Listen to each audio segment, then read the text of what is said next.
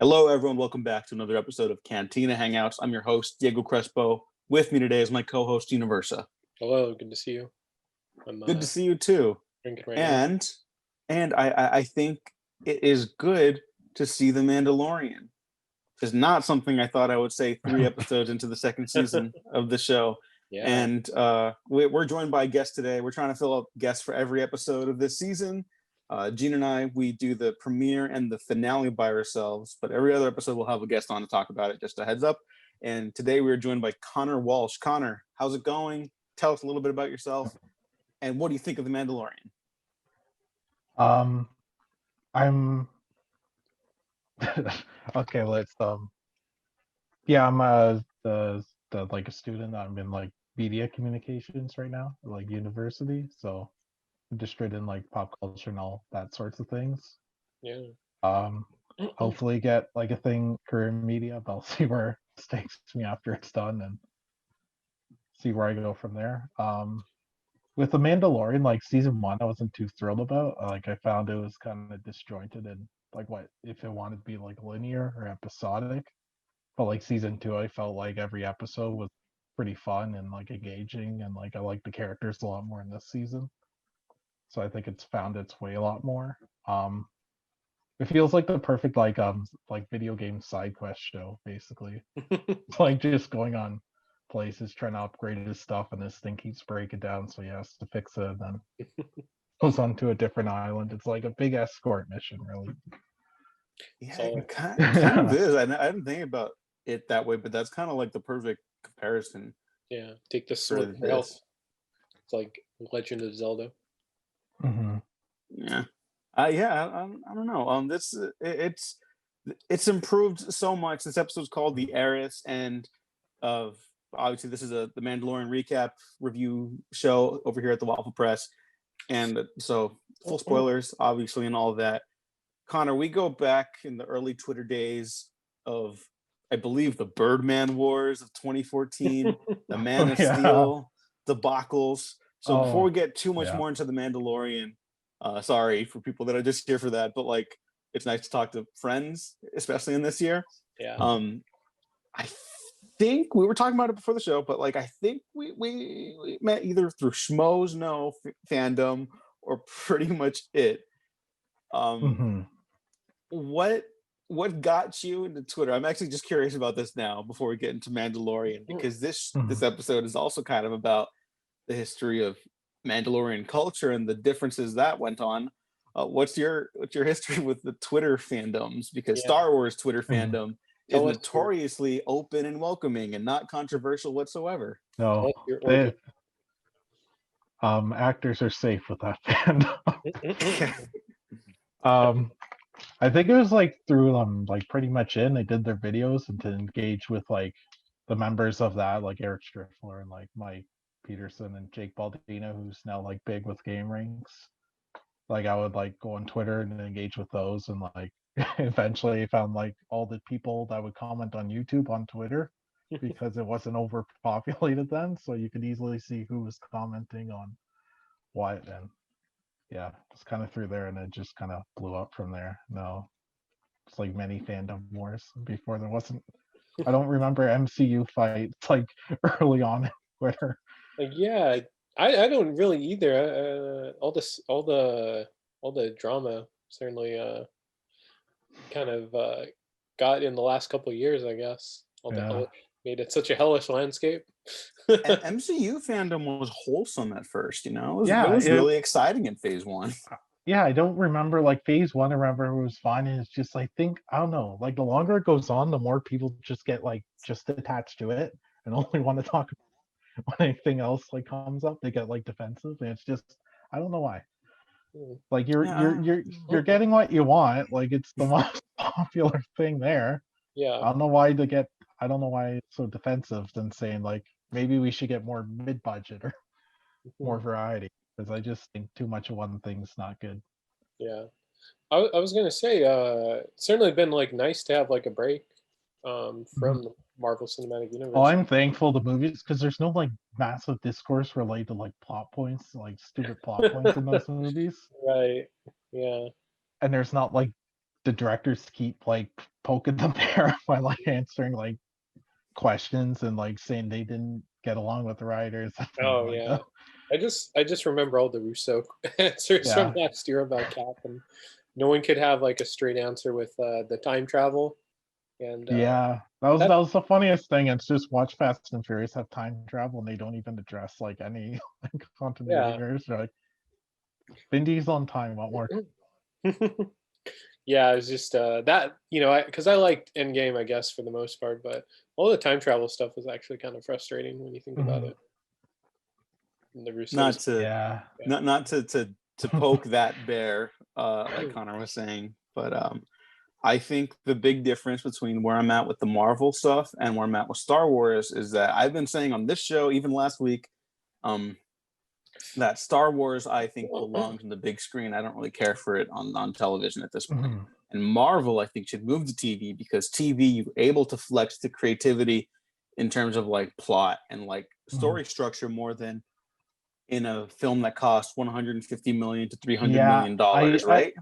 it's like some properties that they try to make them like, why is this a movie? Like, like if they reboot X-Men, why don't you just make it a TV series like HBO level? Just keep it that way because there's so many characters you could never do it right on film. Like, it's Yeah, way like too much. Like, yeah, I don't. exactly. Like the stories just seem more flexible that way. And honestly, like, you know, we're coming off of a kind of, I would say like a divisive Star Wars film, The Rise of Skywalker, right? Yeah. And like, you know, I think for the first time in a long time, people actually felt Star Wars burnout. You know, and it's just Mhm. like when Star Wars was first announced, they were doing a sequel trilogy, right? Mhm. Like everyone's mind went to the same place. Like, wow, you could do anything. Star Wars in this like with this kind of level of property. Star Wars is beautiful because it can be about anything and everything, right? Mhm. And then after the last couple of years, it's kind of just like I don't really want to think about that anymore. It was fun to Yeah. fan cast directors and actors like who would be cool for this universe, Mhm. or like that your specific idea for Yeah. this, and that's kind of like gone away. I Mhm. want to give this episode of The Mandalorian credit because for the first time, I think it actually feels like a lived-in universe on television, and I could actually see it continue to thrive on here. Like the Mhm. biggest compliment I think I could give it is that it reminded me of those feelings from when I first heard they were making new Star Wars movies. Not, I still don't think Mhm. it's like the peak of the Disney brand, Star Wars or whatever like that, right? Like I'm not Mhm. going to say it's as good as the other stuff that I've really loved from this era, Mhm. but like it really did remind me, like, wow, anything is possible in this universe, and that was a really great feeling to have right now. um Mhm.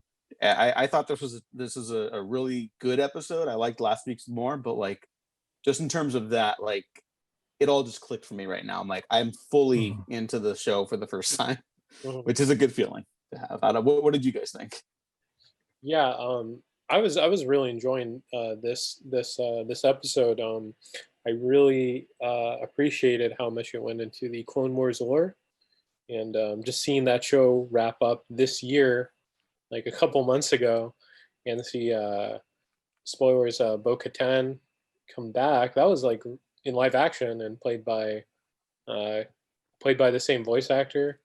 You Yeah, know, I Katie thought Sackhoff. Katie Sackhoff. Yeah, Sackhoff. Yeah, that was really great to see her reprise the role, yeah. because I think there's been some discussion about like who should play what characters from the animated series if they pop up in live action, and you know a lot of the time they're also live action actors. So my answer's always been like, well, who played them on the show? Just bring Right. them over. Like Yeah. whatever. Who cares? She looked like the character model enough, so you know that was cool. So yeah, I was just like over the moon, I guess, just watching all these references to all the lore of the show because yeah, I mean, Clone Wars really kind of held the baton, I guess, for Star Wars for a bit.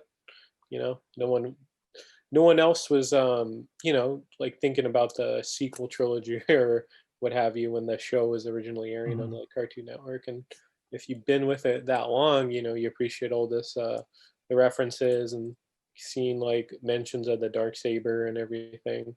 And you know, just finding out the sorry, the Mandalorian Dijon. How do you pronounce that name? Pronounce it like Jin, Jin. Yeah, Din Djarin, Din Djarin. right? Yeah, he's from the Death Watch clan of Mandalore. That went over my head the first season. I guess some people figured it out, but I thought that was pretty interesting too. Because Death Watch is such a it's a staple of the Clone Wars.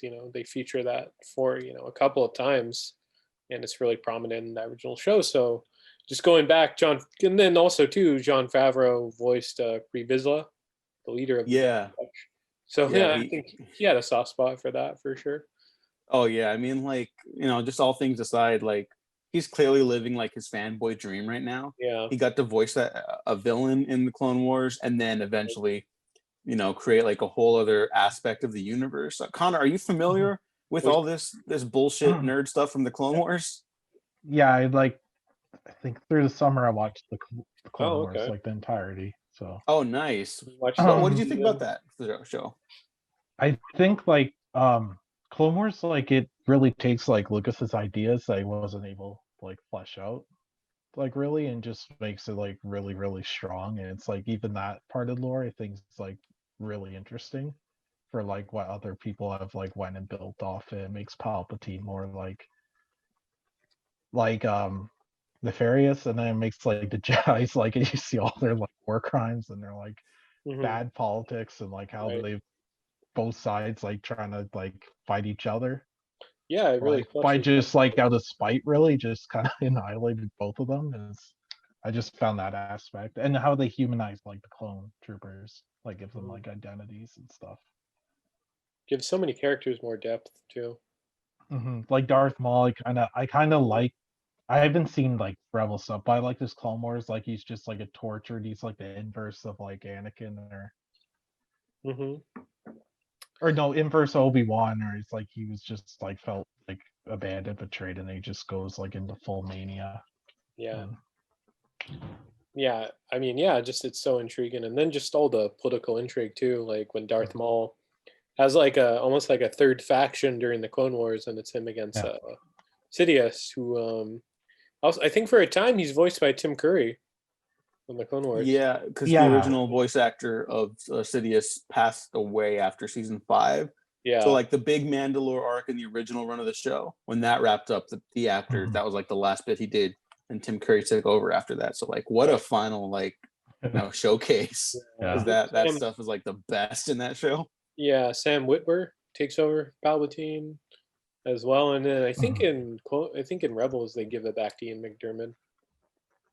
I think nice. I think he started Rebels, and then they got the original guy. Yeah, that's right. It's interesting, all the voice actors they have for that show.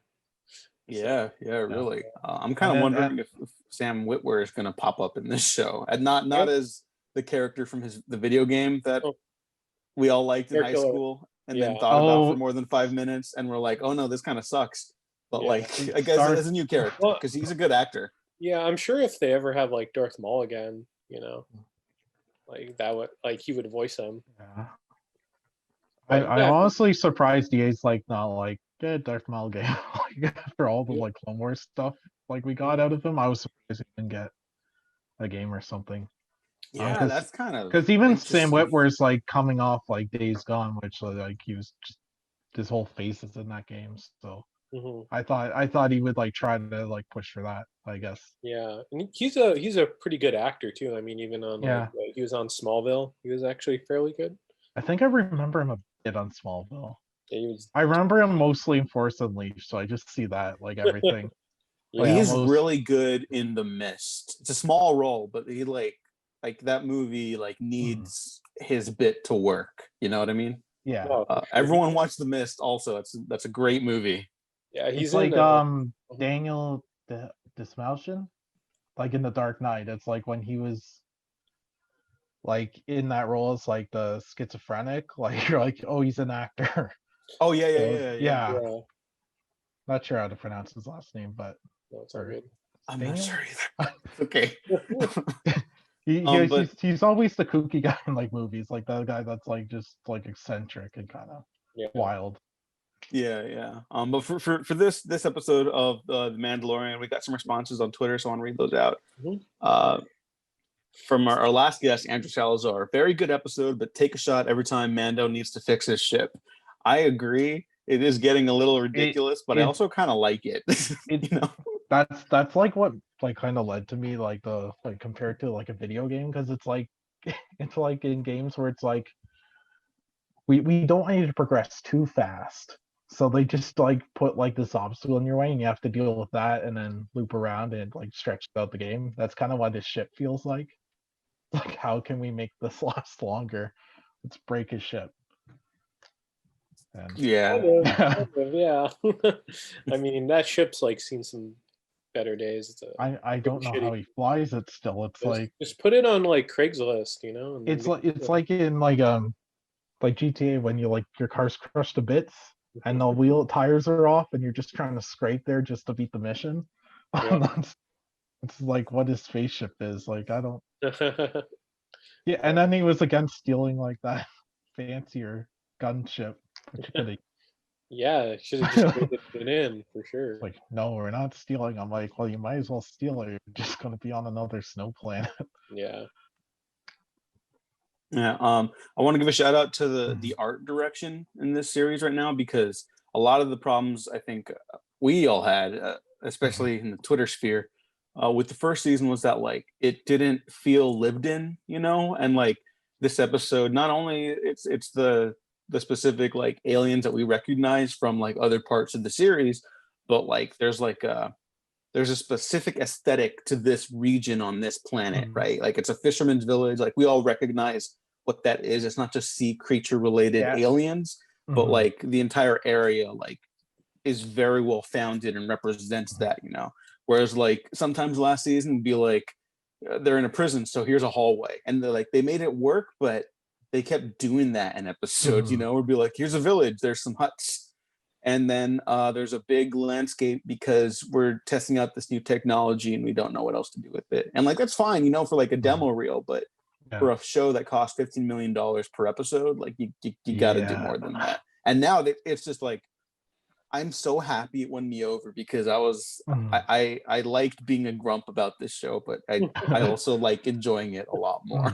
Yeah, no, for sure. I mean, you want to hate on things, but you know, gotta. You know, maybe I like being a hater. You know, maybe it's fun to hate something, but like it's good. I can go to bat for the show finally. It's very nice, like how distinctly like color palettes are like separated in each episode. So like I just think of like a scene, I'm like, oh, that's that episode. The first one, I don't know what happened, except maybe the end with the dark saber, because it was just a bunch of the same color, and it's just hard to differentiate or like separate like the episodes. Yeah, he goes to like 3 separate desert planets, and one of them's Tatooine. like what? That's like unacceptable. And this season, it's like we were back on Tatooine, but that episode was also like really fun and had a dragon in it. And then the second one is like snow planet, ice monsters, and this one's like sea village. So you got to have the sea aliens and stuff, and it's like this is great. Also, this episode is directed by Bryce Dallas Howard, who did a good job on last season's episode too, and just not the best writing in that one either. But like whatever, she's really talented. From at B Swaffs, who actually guested last year with us to talk about her episode, said loved it. Bryce is doing better things with Star Wars than her pops. I'm a Solo defender. I would like to see Bryce Dallas Howard do more directing. Because I think she's like got it. I think she's really talented with what she's done. I saw a clip of people doing Apollo 13, like showing like her homage to that, like in this episode. And it was so like well staged and well done. Like I honestly like I want her to do more stuff than like Ron Howard currently. Not like this is Ron Howard, but Ron Howard kind of just does too many things. Like he tries to like, oh, I can do this. It's like out of his depth a bit, but I think she's like knows where to focus things. Yeah. Knows like where exactly to go, and I think Ron Howard just gets lost in like, oh, I want to do this. Oh, I want to do that. Oh, I want. You're not looking forward to the hillbilly elegy. Oh, that's him, huh? Yeah. Should have said no. Like to that. I'm trying to think of like the last really good Ron Howard movie, and like nothing. Was it Rush. Rush? Rush is good. Rush for Rush sure. is good. Yeah. I think Solo like genuinely has great shit in it. He did a good but, job like, for what he was given, like having to reshoot Yeah. like the whole thing because he it turns out he's a pretty good action director. Mm-hmm. I thought anyways, like in that movie, you know, because I know he reshot a lot of that, but like Yeah. the Then, train yeah. stuff was great. I wanted more of the train like gang, like the gang that like kind of stops the train. mhm. Or like Solo near that. I wanted more of that. I felt like they were probably in the Phil Lord and Chris Miller movie for sure version of that. Yeah. So, It was a shame the poor planning with that movie. yeah. Or like you didn't when you sign someone on, know what they're gonna do. Or Yeah. don't hire them. Like I don't really get why this happens with that company. Yeah. I mean, Maybe- like, Oh, I was just gonna say maybe we could have gotten some like Clone High references. I don't know. I guess I don't know. Like, I like Clone High, but like Yeah. that's Clone also High, not like like, why I in watch Star Wars. In Star Wars graffiti, like Clone High and like some Star Wars. Yeah.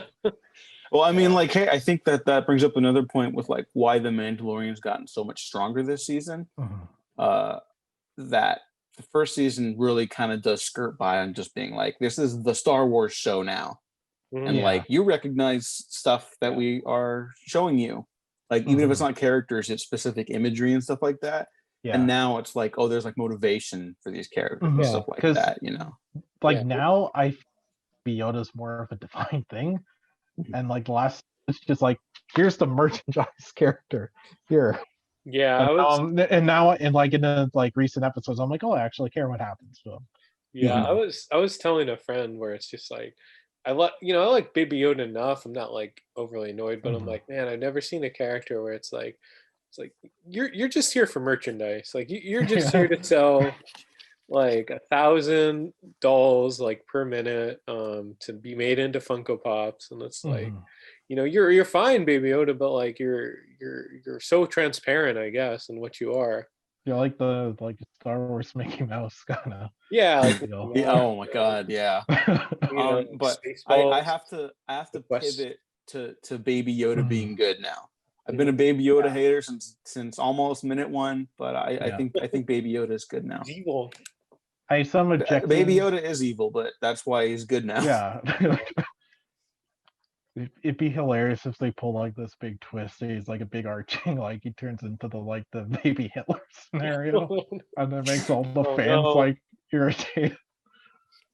I think would that's just respect first. this show so much. There was a lot of memes of Baby Yoda, I remember, where it's like he's secretly evil. He's whispering into people's ears, like telling them Marvel is cinema. He hates Martin Scorsese. Where he has like I think people like photoshopped like a MAGA hat on him, and it's like what is Wow. You take like like something that's like cute, and the internet just finds a way to make it not cute. Like, No, here's my notes from last week. I'll put the picture up online after this. But my notes from last week, I didn't say it on this show, but I don't even know if you can tell. Oh, you can't see because of the camera. But I put Baby Yoda is Pizzagate, and I was like, I should probably just leave that one out. But I'm bringing it up now. But no, I not to get into the whole ridiculous thing online about Baby Yoda eating unfertilized eggs. Like we had a kick out of that in the last episode, but like we're joking. This isn't real. Yeah. It's not the same thing. Yeah, I'm not like saying like cancel Baby Yoda, but Yeah, No. it's not. I was like, as long as I got that clarified, I think like yeah. what's his like name? Phil. What's his name? He tweeted out Phil Socian, one of the creative directors. Oh yeah, he had to tweet out because people were like, "This is like genocide."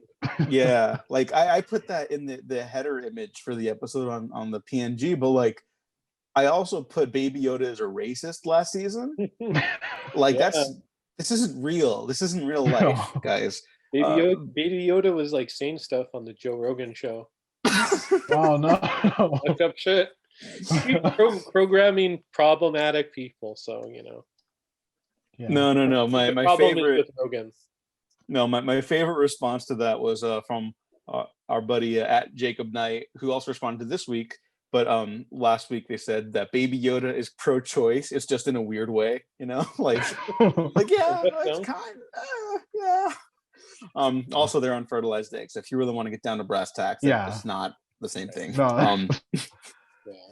But for this episode, I feel like we haven't really talked about like the actual big plot stuff besides Bo-Katan, which I did like, and Gene brought up the Death Watch stuff. And for people that do not know, I guess some quick clarification for that: the Mandalorians on the planet Mandalore, they left behind their warrior ways, and so like what the show I guess is going to get into down the line this season or otherwise.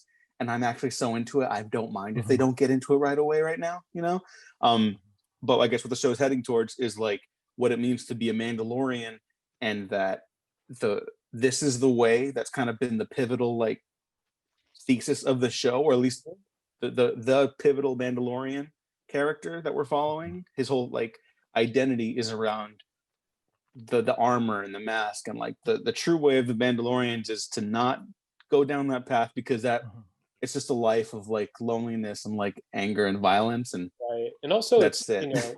Death Watch is like the tribe he's a part of is also pretty fanatical. Yeah, well. They're kind of like not like a full-on death cult, but they are like kind of like Mandalorian ISIS, or I mean they teamed up with Darth Maul. Yeah, I mean they've killed them. They're legitimate terrorists. That's what they are.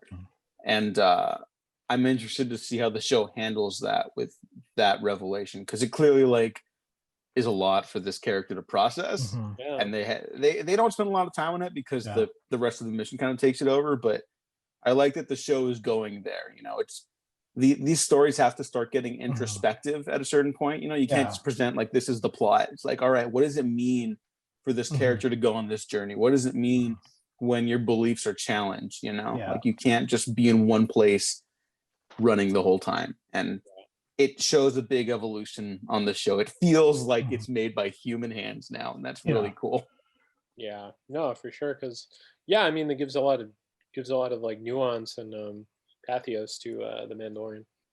Because like it's not Star Wars if it's like trying to like examine like those contradictions. So I'm like glad it's finally like going into Mandalorian, like fleshing him out more than just being like a tin can. Yeah, for real. But I think it's like interesting like how Ahsoka weaves into it, and how like I forget that character's name, like, but she's like the person that voiced Mulan, like with the hoodie, like when she appears briefly. Ming Na Wen? Yeah, I forget her character name, like an actor name, but I'm curious what they do with her, like, because like she seems like she's having some kind of thing going on there. Oh wait. She's in the shadow. This one? Yeah. Sasha Banks? Oh no! Like I swear Ming was like in the hoodie for like 5 seconds in the new episode. Really? I don't think so. I think that was Sasha Banks, right? Oh, then it might have been her. I don't know. Oh, okay. There's just some hoodie person. Like, who's that? I forget. Oh no, she's the blue-haired Mandalorian lady. Oh, okay. Yeah, she was like kind of just spying on them. That was all. Oh, okay. Yeah. But no, I mean it's still cool, because it's like it shows that like unfortunately it does get into the stuff where it's like, well, if you watch this show, that I'm not a big fan of that. Yeah. But the way they use it here, it's like, oh yeah, there's other stories going on in the universe. Yeah. And that's kind of what makes Star Wars feel like Star Wars too. They kind of just like show up, like it felt kind of organic how they kind of just go in. Like this season, I was kind of worried it'd be just like just giving in to fan like desires or something, but like it actually feels like it has like a point going on. Yeah. But no, yeah, I think it's a great episode, and Giancarlo Esposito shows up again. Yeah, and he's fun.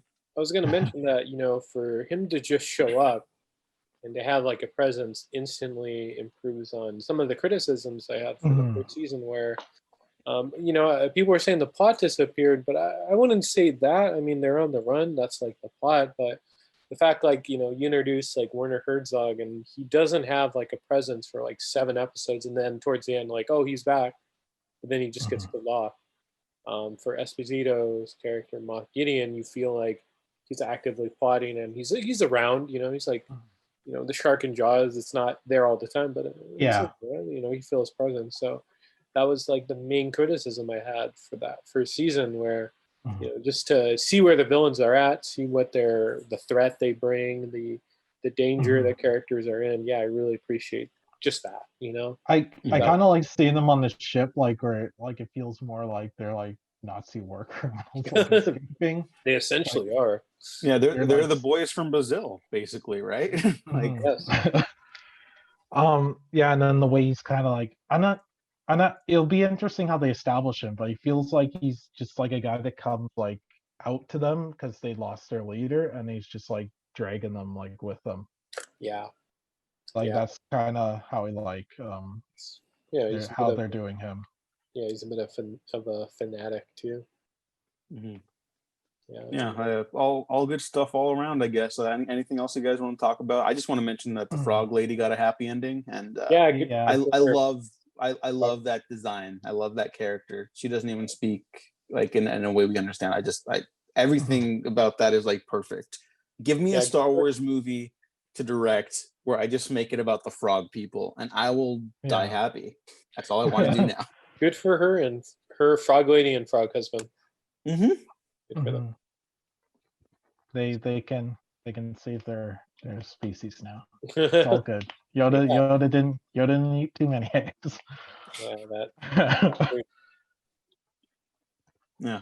Anything else then before we start signing off? I kind of like how claustrophobic the like action was. Like I was pretty impressed with that. Like how when like the Mandalorian's like in the like grates and he's trying to like push through. Oh yeah, that was pretty cool. Yeah, no, it was interesting just to see how he was interacting too with the other Mandalorians and all their interactions and them fighting together. I mean, ultimately they band together. It's like seeing them use water against them is like fascinating because it's like he's basically an anchor. And like, just like find some way out of that. I thought that was kind of cool because it gives like the tension that they should like try more for. Because like if the Mandalorian, I'm not like, oh, how the hell are you gonna manage this? Yeah, like it just makes it more interesting. Oh, for sure. Yeah, it's just they're really hitting a stride this season. Thankfully, thankfully for us, I guess. Yeah, They listen to all our podcasts. Maybe they listen to the Waffle Press and they're like, "Fucking right." And you're welcome. Yeah, you're welcome, Jean Favreau. I'm looking forward to new episodes now. I'm not hankering at the teeth for it like I am for like Succession or something like that. Everyone watched Succession, but like it's a very fun show to talk about, and it's a very fun show to watch now, and it feels good to like Star Wars, I guess, again. Yeah. Like it reminds you that like this franchise is special because it can be anything, and that's a cool feeling to have. I kind of like how it's not like dependent on like legacy characters from the original trilogy, because I feel like it just like creates this like weird fan entitlement where like I have a different idea of this character, I have a different idea of that character, but Ahsoka doesn't really have that, and like the Mandalorian crew they bring on, so it's kind of just refreshing where it's like, oh, it's just characters things. And I guess Yoda gets some flack, but whatever. Yeah, it's less about like being protective about these characters' identities and more about like I'm familiar with this stuff enough and also open with it to like go anywhere, which is generally how you should feel about fictional characters, but people didn't like that Luke Skywalker was sad. So yeah, whatever. Everyone's still wrong about that movie. Well, not everyone. We also found out that most people did actually like The Last Jedi, as the headlines of The Rise of Skywalker critical reviews would remind us. But, I want my Luke Skywalker cynical and like out of hope. Yeah, that's an aging Luke Skywalker, I don't think there's an appropriate way to make him like joyful. That feels kind of inconsiderate given his whole family's war crime history. Yeah, it makes sense for him to be like hunkered down in his old Yeah. age. But and enough about why The Last Jedi is so Mhm. good. Connor, where can the people find you online? You can find me on, well, I post much less on like Instagram, but it's like Con Life there. And then on Twitter, it's like Con, because I just got tired of the old name. All right, I'll links down to your stuff down below. And Gene, where can the people find you? You can find me on Twitter and Instagram, Gene9892. And you can find me at Twitter at the Diego Crespo. Check out the Waffle Press on Twitter, YouTube, SoundCloud, Spotify, iTunes, and Patreon, where you can get early access to stuff like the Avatar retrospective. Stay tuned for 2021, Legend of Korra, the summer of Spielberg and Sandler. We're making a comeback next year. We got a lot of time on our hands heading into these coming months. Connor, thanks so much for joining us again. Nice to officially also Welcome. meet you through Yeah. this. Stay safe, stay warm. You too, Gene, and everyone else. Take care. Stay indoors as long as you can.